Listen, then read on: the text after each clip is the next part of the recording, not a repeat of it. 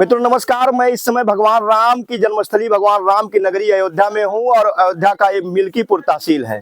मिल्कीपुर तहसील में ही अयोध्या का कुमारगंज कृषि एवं प्रौद्योगिकी विश्वविद्यालय भी स्थापित है। और मैं इस समय बसवार खुर्द कला गांव में हूं, जो एक बहुत चर्चित गांव है। वह सिर्फ इसलिए क्योंकि यहाँ के एक किसान ने पूरे देश में अपनी खेती के जरिए अपना नाम कमाया है, अपने गांव को लोगों तक पहुंचाया है। जिस किसान की बात कर रहे हैं उनका नाम है हरिश्चंद्र चौरसिया, और उन्होंने national bank for agriculture and rural development, जिसको हम नाबार्ड के नाम से जानते हैं, भारत सरकार का एक किसान और ग्रामीण विकास के लिए कार्य करने वाला बैंक है। इसके जरिए यहाँ पर हाइड्रोपोनिक खेती का मॉडल लगा रखा है और उसके जरिए वो सफलता की नई कहानी लिख रहे हैं।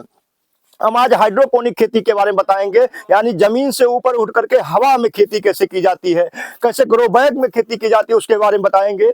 हरिश्चंद्र चौरसिया जी ने नाबार्ड के सहयोग से जो प्लांट है हाइड्रोपोनिक का, इसको स्थापित किया है 1000 स्क्वायर फीट में। और इसमें जो कुल लागत आई है लगभग 4,92,540 रुपए की लागत आई है, जिस पर नाबार्ड ने वित्तीय सहयोग यानी अनुदान दिया है लगभग 3,27,540 रुपए। और किसान ने भी अपना अनुदान इसमें 75,000 रुपए का अंशदान लगाया है। और श्रम के रूप में अगर देखा जाए तो इसमें जिन्होंने श्रम किया है लगभग 90,000 रुपए के करीब उनका श्रमदान माना जाएगा। और इसमें तकनीकी जो सहयोग है वह धाकर हाइड्रोपोनिक्स रतलाम, जो मध्य प्रदेश की एक एजेंसी है, उसका तकनीकी सहयोग यहाँ मिलता रहा है। और सरलम संस्थान जो सहयोगी संस्थान है, सरलम संस्थान ने यहाँ किया है। तो आइए अंदर जानते हैं और दिखाते हैं। आप देख रहे होंगे अब सीजन खत्म होने वाला है, क्योंकि अप्रैल का महीना चल रहा है। अप्रैल महीने में धीरे धीरे जो स्ट्रॉबेरी की खेती है वो खत्म होने के कगार पर होती है, या कह लिया जाए कि फसल का अंत समय है।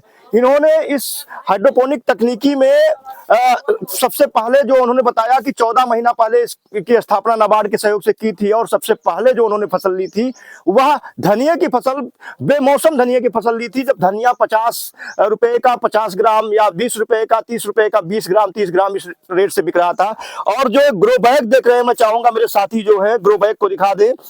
इसको ग्रो बैग कहते हैं। हाइड्रोपोनिक में ग्रो बैग का बड़ा अहम योगदान है। ये ग्रो बैग 1 मीटर लंबा है और इसमें इन्होंने कोकोपीट भर के रखा हुआ है। इसी कोकोपीट में पौधों को डेवलप किया जाता है, उनको पनपाया जाता है। और आप देख रहे होंगे इसमें सिंचाई प्रबंधन के लिए इन्होंने ड्रिप इरिगेशन तकनीकी यानी बूंद बूंद सिंचाई तकनीकी का इस्तेमाल किया है। और इसके जरिए इन पाइपों को इस ड्रिप के जरिए जो ग्रो बैग है इसमें पानी पहुंचाने का काम करते हैं। सिंचाई प्रबंधन का बहुत ही अच्छा मॉडल है। लगभग 60 से 70% पानी की बचत इसमें की जाती है।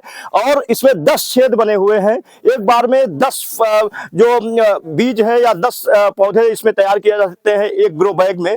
इन्होंने जो बताया कि बहुत ही कम लागत में लगभग 1 बीघे खेत के बराबर हम 1000 स्क्वायर फीट में उत्पादन ले पाते हैं। आप देख रहे होंगे पीले रंग का बहुत ही खूबसूरत, क्योंकि फसल खत्म होने वाली है, अब इसमें दूसरी फसल रुपाई की जाने वाली है, तब भी आप देख सकते हैं जिसकी मार्केट वैल्यू सबसे ज्यादा शिमला मिर्च नारंगी कलर का, हरे कलर का, पीले कलर का, लाल कलर का, बहुत सारे कलरों में आता है, जिसकी मार्केट वैल्यू बहुत अच्छी है।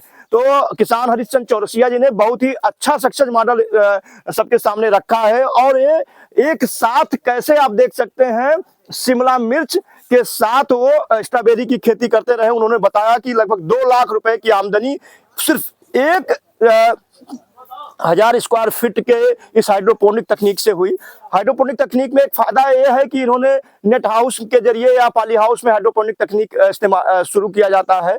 और इसमें जो है कीट बीमारियों का आक्रमण नहीं होने पाता है। और अगर किसी कारणवश कीट बीमारियां आते भी हैं तो उन्होंने नेचुरल तरीके से, ऑर्गेनिक तरीके से, देखिए आप देख सकते होंगे कलर जो है ट्रैप लगा रखा है। इस पर चिपचिपा पदार्थ चिपकाया गया है जो कीड़े होते हैं फसल को नुकसान पहुंचाने वाले, अक्सर वो पीले हरे रंग के जो कलर हो उस पर ज्यादा आकर्षित होते हैं। तो इन्होंने इस पर लगा रखा है और उस पर जैसे ही कीड़े आकर बैठते हैं इस पर चिपकते हैं और मर जाते हैं, उसी तरीके से जैसे चूहा चिपकाने वाला पदार्थ होता है। तो आपको मैं वो सारी चीजें बताऊंगा, हाइड्रोपोनिक तकनीक की सारी विधियां बताऊंगा।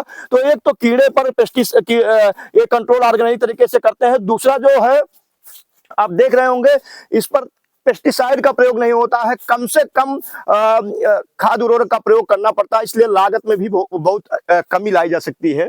तो किसान भाई हाइड्रोपोनिक खेती के बारे में क्या जानते हैं? अगर आप वीडियो देख रहे हैं तो आप जरूर बताइएगा हाइड्रोपोनिक खेती के बारे में क्या जानते हैं, क्या क्या आप हाइड्रोपोनिक खेती करना चाहते हैं, इसको भी आप करिएगा। मैं डिस्क्रिप्शन बॉक्स में स्क्रीन पर आपको किसान हरिचंद जी का नंबर दे दूंगा, उनसे भी आप जानकारी लेते रहिएगा। लेकिन मैं आपको बता दूं कि अगर आपके पास कम जमीन है, मझोले या छोटे किसान हैं, आपके पास जोत आकार जो है छोटा है, तो आपके लिए जो हाइड्रोपोनिक तकनीकी है वो बहुत फायदेमंद होती है, क्योंकि जो आप देख सकते हैं कि एक ही लेयर में आप देख सकते हैं 1 2 3 4 5 इस तरीके से कई तरीके से